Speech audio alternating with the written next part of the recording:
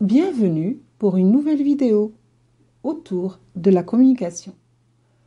La communication correspond à un processus d'interaction et de transmission d'informations entre deux ou plusieurs personnes dans le but de partager un sens. Toutefois, la communication n'est pas seulement le fait de transmettre de l'information, c'est aussi le fait de construire et de maintenir une relation en interprétant des mots, des regards, des gestes, des sourires, des attitudes, etc., tout en respectant des normes sociales dans un contexte précis. Donc, communiquer, c'est transmettre de l'information, mais c'est aussi mettre en commun, être en relation avec l'autre, s'accorder sur un point de vue, réunir en une seule main. La communication est un besoin humain qui se manifeste à travers l'échange, le partage, l'écoute et surtout la compréhension du message. La notion de rétroaction ou de feedback est indissociable de la communication. Pour communiquer, il est nécessaire d'échanger et d'interagir, c'est-à-dire le récepteur est invité à faire savoir à l'émetteur si son message a été bien compris. En sociologie et en linguistique, la communication est l'ensemble des phénomènes qui peuvent intervenir lorsqu'une personne transmet une information à un ou plusieurs individus à l'aide du langage articulé ou d'autres codes, comme le ton de la voix, la gestuelle, le regard, la respiration. Donc, on parle bien ici de communication verbale et aussi non verbale. On va y revenir dans quelques instants. La science de la communication a pour objet de conceptualiser et de rationaliser les processus d'échange, de transmission d'informations entre deux entités, entre individus, groupes d'individus ou machines. La même entité peut être alternativement émettrice et réceptrice. La communication verbale, elle est établie à travers l'utilisation des signes linguistiques. Elle englobe la parole, les écrits, la langue des signes, les médias, bref, tout ce qui s'exprime par le langage écrit et ou oral. La communication non verbale est quant à elle liée au langage corporel. Notre corps, effectivement, communique avec les autres de façon involontaire, par les gestes, les regards, les expressions, la démarche, la posture, etc. La communication non verbale englobe le ton de la voix, le débit, le volume de la voix, le rythme, l'articulation des mots, l'intonation et l'accent mis sur les mots, l'expression, ou plutôt les expressions du visage, l'intensité du contact visuel établi, la gestuelle, le toucher, l'attitude, le langage corporel, etc. La communication non verbale, c'est aussi celle exprimée implicitement sans l'utilisation du langage. Par exemple, l'art, la musique, le dessin, la peinture, la tenue vestimentaire, les couleurs, etc. On passe maintenant au schéma de la communication. Alors, la communication verbale et non verbale consiste à transmettre un message d'un émetteur vers un récepteur selon ce schéma. Donc, d'un côté, nous avons l'émetteur, c'est celui qui compose et envoie le message. Le récepteur, d'un autre côté, c'est celui qui reçoit le message. Alors, comme je l'ai dit tout à l'heure, la même entité peut être alternativement émettrice ou réceptrice. Le code, il permet de communiquer et de se comprendre. Le canal, c'est le moyen de transmission de l'information. Il peut prendre diverses formes, par exemple, ça peut être des ondes sonores pour les humains, ça peut être un support papier, une lettre, un journal, etc. Ou encore, ça peut être des appareils comme le téléphone, le PC, la radio, la télévision. Le contexte, c'est l'environnement où se produit la communication. La communication, en effet, se produit toujours à l'intérieur d'un cadre ou d'un environnement particulier. Un contexte qui influence aussi bien ce que l'on dit que la manière dont on le dit. Alors, nous avons le contexte physique, c'est l'environnement tangible, concret, où se passe la communication. Nous avons aussi le contexte culturel, les styles de vie, les croyances, les valeurs, les comportements, les règles sur lesquelles se fonde un groupe de gens pour décider ce qui est bien ou ce qui est mal.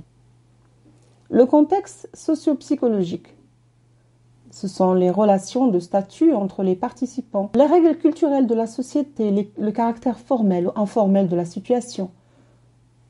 La communication ne sera pas la même pendant une réunion avec le PDG que pendant une soirée, donc caractère formel ou informel. Le contexte temporel, c'est-à-dire le moment. C'est sûr que la façon de parler après l'annonce d'une bonne nouvelle ne sera pas la même qu'après l'annonce d'une mauvaise nouvelle. On passe maintenant au feedback, à la rétroaction. C'est l'information retournée à l'émetteur, ce qui lui permet de vérifier, c'est-à-dire l'émetteur, ça lui permet de vérifier si son message a été reçu tel qu'il a été expédié. Donc, un bon feedback doit être descriptif et non porteur de jugement. C'est la première des choses. Il doit être précis. Il doit être approprié aux besoins de l'émetteur. Et surtout, il doit être fait immédiatement et au bon moment, après évaluation, bien sûr, pour éviter toute déformation du message transmis. Les types de la communication. Les types de la communication, on peut distinguer la communication intrapersonnelle, c'est la communication d'un individu avec lui-même. Les spécialistes en communication tels que Vernon Cronen, Barnett Peirce et Linda Harris parlent d'une gestion coordonnée des significations pour décrire cette communication au cours de laquelle un individu perçoit, interprète, comprend, critique et crée des significations. Donc la communication intrapersonnelle, c'est aussi le jugement que nous portons sur nous-mêmes, bien que celui-ci apparaisse comme indissociable du jugement que les autres portent sur nous. Nous prenons donc toujours en considération le jugement d'autrui lorsque nous communiquons avec nous-mêmes. Alors, en deuxième lieu, nous avons la communication interpersonnelle, communication bilatérale appelée aussi comportementale.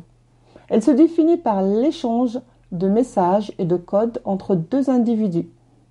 C'est la communication directe entre deux personnes, un émetteur et un récepteur. 3. La communication de groupe. C'est l'émission d'un message par un émetteur à un groupe ciblé, à un nombre de récepteurs bien défini. Par exemple, lors de la communication interne dans une entreprise. 4. La communication de masse. C'est l'émission d'informations destinées au grand public, à un nombre illimité de récepteurs. Exemple, lors d'une conférence de presse, d'une déclaration publique, pendant le journal télévisé, etc. Dernier point, les freins et obstacles à la communication. Alors, des perturbations peuvent intervenir pendant le processus de la communication, que ce soit quand il s'agit de parler, d'écouter, de lire ou écrire. Alors, on distingue des difficultés d'ordre technique. Elles peuvent être liées à l'utilisation ou au fonctionnement des outils utilisés. Par exemple, pendant une conversation téléphonique, on peut avoir du bruit ou des fioritures sur la ligne téléphonique qui vont empêcher la compréhension du message. On peut avoir un texte sans ponctuation, donc dont le sens ne va pas être clair. On peut aussi avoir une écriture illisible, un environnement défectueux, par exemple pendant une conférence, des travaux sur un chantier juste à côté, le bruit des machines, etc. peuvent empêcher les personnes présentes de bien entendre le message du conférencier.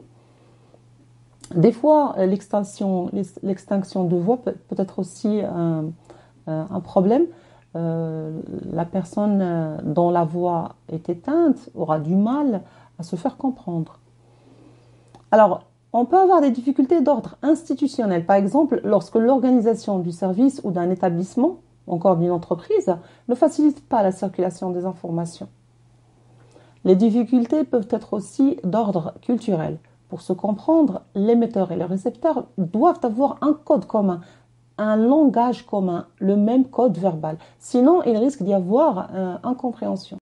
Les difficultés peuvent être d'ordre psycho-affectif.